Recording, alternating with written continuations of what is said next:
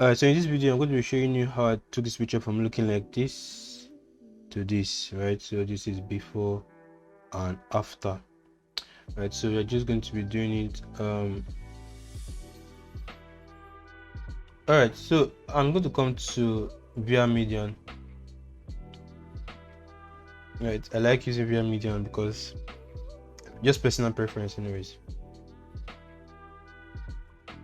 Now I'm going to take the radius. So let me explain what this radius is also. Now the blur radius, what we're actually doing, why they are calling it frequency separation is because, as you can see here, right, these things are textures. What makes our skin is in human skin is in two layers, right? There's the lower layer, which is called the color layer. That is where the color of the skin is. Then there's the upper layer, that's where the texture of the skin is. Do you know what texture is? Texture is those things on the skin, on the face, like these lines. These lines are texture. These things that look like pimple are texture. The sweat holes, all those sweat pores, they are texture. Those ones are on that layer. So now, if you use mixer brush on the skin complete together, it's going to blur out and clean off all those texture. That's why we are doing frequency separation, to separate it so that you are going to fix the color and leave the textures alone. Now this is where the blur radius come in. So the more of the texture you see here, it means after you are done retouching, the less texture you're going to see. It means that if I leave this as 1% and I come and use mixer brush and brush everywhere, it means that I'm going to be losing almost all the details on the skin. Now if that's what you are going for, fine, right? But you want to go in a place where you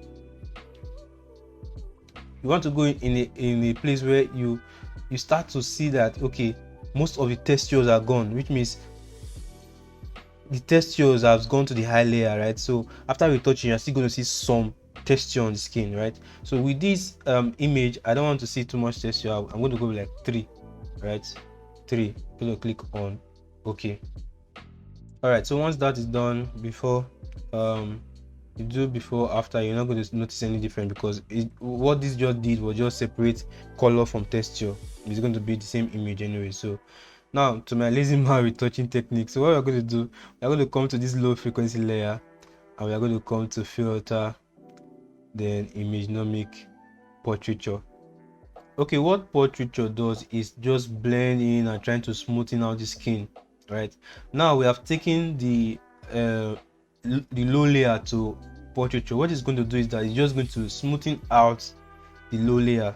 There's no texture for it to smooth out, just smoothing out the low layer and blending. So I just leave everything strong. This enhancement, I don't really do anything with enhancement, right? Just leave it as strong and click on OK and wait for it to do its thing.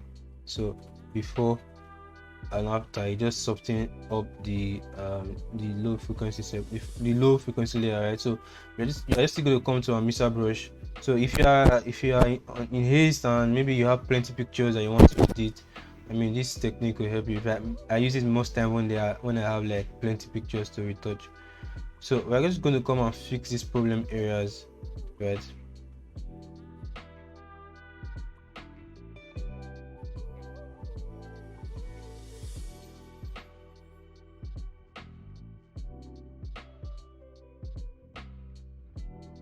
Okay, so now that we are done with this, one thing I'm just going to do, I'm going to do dodge and burn. The reason we are going to do dodge and burn is just to fix these dark areas and brighten up the darken the bright area. So I'm going to walk you through what dodge and burn is. Let me come to my dodge and burn action.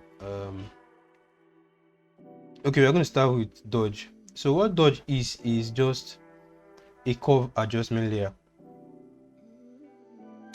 If you don't know what an adjustment layer is, one of these days I'm going to make a video on it. So it's just a curve adjustment layer that brightens up everywhere. It's a very simple concept. So now what you're going to do, you're just going to come to the your normal brush, take your float to 1, right? Then reduce your brush size and just paint on the dark areas, right? At first you might not be seeing what you are doing because the flow is really low, but when you do before and after, you can see the brightness, right? That's brighten up this area. So I'm just going to do that for the rest parts of the image.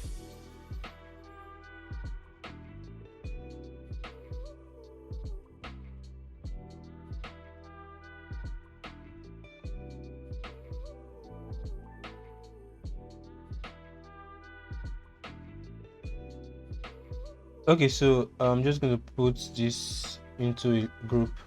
I'm going to do before and after, right? So I'm just going to flatten this because of my system here. I just press Ctrl+E to merge the visible layer. All right, so the next thing I'm going to do is just come to even skin tone and play the action. I'm going to leave this. I'm going to take the flow to 100% and just even out the skin tone, right?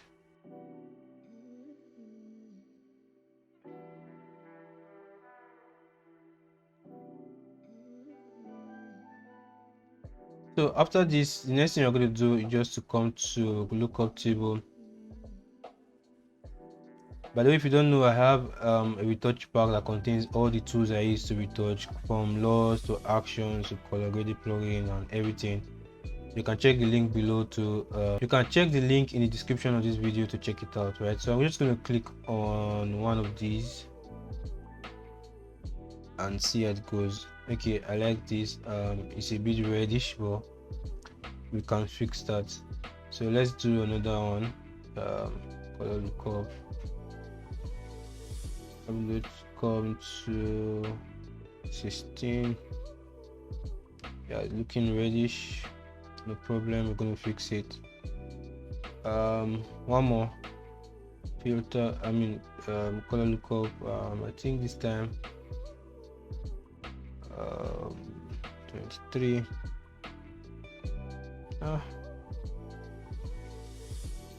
Actually, yeah, this is okay. So I'm just going to reduce the opacity. Okay, now I'm going to put this in a group, right? Now, okay, so I'm going to use one more adjustment. It's called hue saturation adjustment layer. So what this does is you can play with colors, move colors around. So what I'm going to do, the skin tone is usually between the red and the yellow. Skin tone is between red and yellow because red and yellow makes brown, right? So if you don't understand this color theory, you should check it out. Color theory. So red and yellow makes brown, right? So whether the person is fair, whether the person is dark skin or brown skin, rather, is going to be between red and yellow. So I'm going to first of all take on the yellow and reduce the saturation of the yellow just a bit. Looking at the image, right? Looking at what it does to the image, I might just play with the hue a bit, right? Then come to the red, take the red hue to like the green, reduce it a bit, right? So I can come and add another one, right? Another hue and saturation. Come to the red and reduce it a bit much. Move it to the cyan, or yeah. So this is how you play with your colors till you get. Sometimes the LUTs do not. Maybe it's too much. You are going for a certain look. The LUT add to it. So let me show you something now. So I'm cool. I'm good with that. Let me put this in a group. So this is before and this is after. So I just took care of the red in the image. Now if I remove the LUT from the image, you see this is before and this is after, right? Once I add the LUTs, you can see. So the LUT is playing the major role in it. The LUT it's not just the hue saturation. The hue saturation I did was just to take care of the red in the image, right? So yeah, so one thing I can do also, come to curves and just lift it up. The image is a bit dark, just lift it up a bit, yeah. I'll come to brightness and contrast. I think the contrast is too much, and just reduce the contrast a bit. Right. Okay, so there you have it. Let's put them all in a group so that I can show you before and after. So this is before the color grading, and this is after the color grading.